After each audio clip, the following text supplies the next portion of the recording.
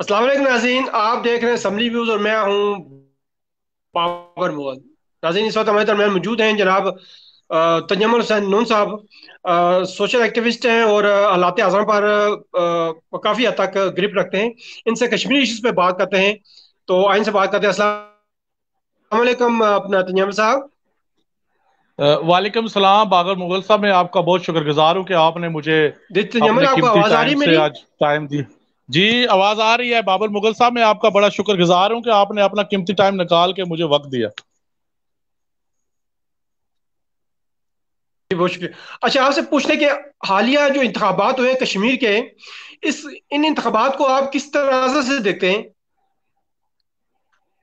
देखें जी बाबर मुगल साहब के आज़ाद कश्मीर के अंदर जो इंतखाबात हुए हैं, क्योंकि ये तारीख इंसाफ की जो जीत है ये उन लोगों की जीत है कि जिनके हकूक पसपा किए जा रहे थे और जिन लोगों जी। को हकूक नहीं मिल रहे थे, उन लोगों ने तारीख इंसाफ को वोट दे के इस बात की निशानदेही की गई है कि आज़ाद कश्मीर के अंदर इससे पहले तो जो बसीदा निज़ाम था उसको जड़ से उखाड़ा है उन्होंने।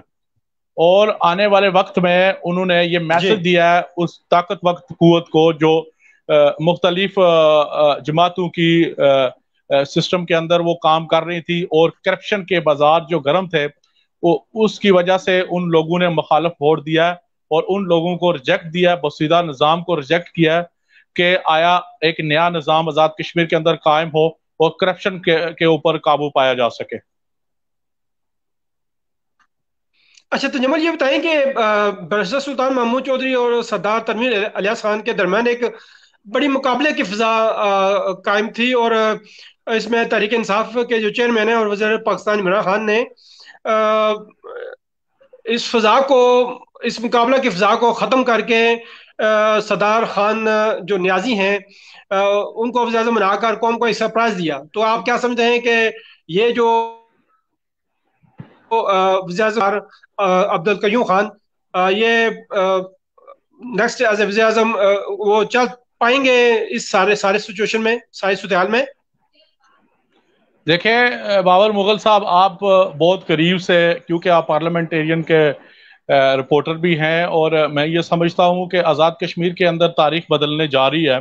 और इस वक्त जो आज़ाद कश्मीर के अंदर जो प्राइम मिनिस्टर साहब मुंतखब गए अब्दुल कयूम न्याजी साहब, ये इस बात की भी निशानदेही है कि एक बोसीदा निज़ाम को जड़ से उखाड़ा गया है और उसके बाद एक नया टैलेंट सामने आया है। मैं ये समझता हूँ कि जिस तरह आपने बात की कि तनवीर इलियास साहब और बैरिस्टर सुल्तान महमूद चौधरी साहब के दरमियान कोई जंग नहीं थी, क्योंकि प्राइम मिनिस्टर ऑफ पाकिस्तान पहले ये कह चुके थे कि हम आज़ाद कश्मीर के अंदर एक नेल टैलेंट को सामने लाएंगे और लोगों को ये बताएंगे कि तारीख इंसाफ ये लोगों की अपनी जमात है। और इसमें यह मत समझा जाए कि कोई बड़ा आदमी, आप ये समझ लें कि जमात में कोई बड़ा आदमी नहीं है और ये सब लोगों के लिए बराबर है और सबको इंशाल्लाह बराबर के हकूक देगी। और बैरिस्टर सुल्तान महमूद चौधरी पहले भी प्राइम मिनिस्टर रह चुके हैं, पार्टी प्रेसिडेंट भी हैं, और हमारे चेयरमैन जो इमरान खान साहब है वो उनकी बड़ी इज्जत करते हैं। और तनवीर इलियास साहब को आज़ाद कश्मीर के अंदर जो सियासत के अंदर एंट्री है वो इसलिए लाया गया कि डेवलपमेंट में इजाफा और मुख्तलिफ जो दुश्वार गुजार इलाके हैं टूरिज्म के हवाले से भी, कि आज़ाद कश्मीर के अंदर टूरिज्म को खोला जाए इंटरनेशनल लेवल पे, और सियाहत के हवाले से आज़ाद कश्मीर के अंदर इतनी तरक्की हो कि हम मुख्तलिफ जो बाहर के जो सियाती यानी कि पॉइंट है उनकी निशानदेही करके उनको कॉपी करके आज़ाद कश्मीर के अंदर ये सियाहत का निज़ाम कायम किया जाए। दूसरी बात यह है कि तारीख इंसाफ जो है उसके अंदर कोई इस तरह का मामला नहीं है, क्योंकि कोई इख्तलाफात नहीं है, कुछ भी नहीं है, क्योंकि पार्टी चेयरमैन ने ये कहा था, जितने भी पार्टी के मेंबरान थे तारीख इंसाफ के तमाम एमएलए ने ये कहा था कि जो पार्टी चेयरमैन इमरान खान साहब फैसला करेंगे हमें कबूल होगा। तो ये इमरान खान साहब का फैसला है जो अब्दुल कयूम न्याजी साहब को जो प्राइम मिनिस्टर बनाया है, इसके ऊपर तनवीर इलियास साहब या बैरिस्टर सुल्तान महमूद का कोई ऑब्जेक्शन नहीं है।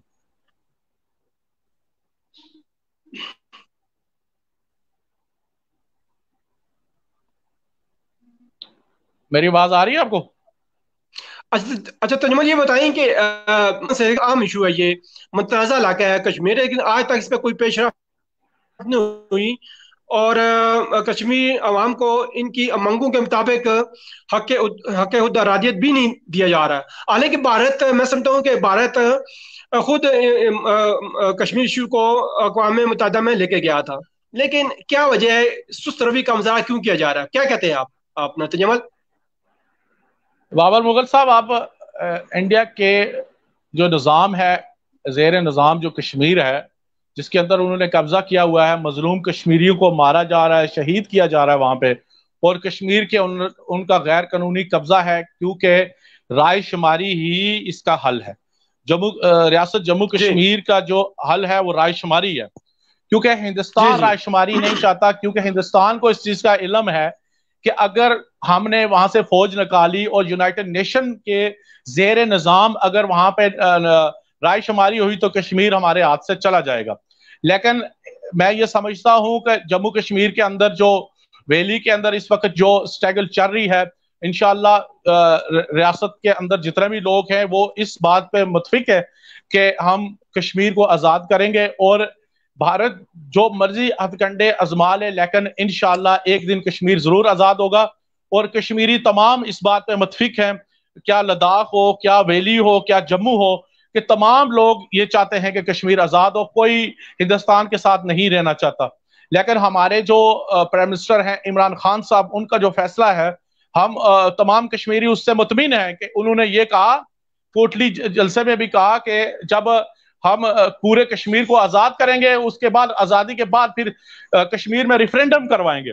تو آپ یہ سمجھیں جی کہ وہ کشمیر کا پرائم منسٹر ہے اور کشمیر کی آواز ہے، اور پوری دنیا میں جیسے انٹرنیشنل آپ سمجھ لیں کہ یونائٹڈ نیشن کے اندر کہ جس طرح انہوں نے کشمیر ایشوز کے اوپر بات کی، میں سمجھتا ہوں کہ آج تک کسی پرائم منسٹر نے اس طرح کی بات نہیں کی.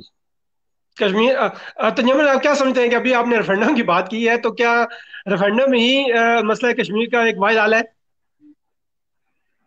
دیکھیں، ریفرینڈم کا جو ایشو ہے، میں یہ سمجھتا ہوں کہ جیسے لداخ ہو گیا، ویلی ہوگی، جموں ہو گیا، یہ تین ریجن کے جو لوگ ہیں یہ مل بیٹھیں گے اور اس کے بعد ریفرینڈم ہوگا. ریفرینڈم میں وہ آزاد رہنا چاہتے ہیں یا پاکستان کے ساتھ رہنا چاہتے ہیں، وہ ان کی اپنی مرضی ہے، اور انشاءاللہ یہی مرضی عمران خان صاحب کی بھی ہے.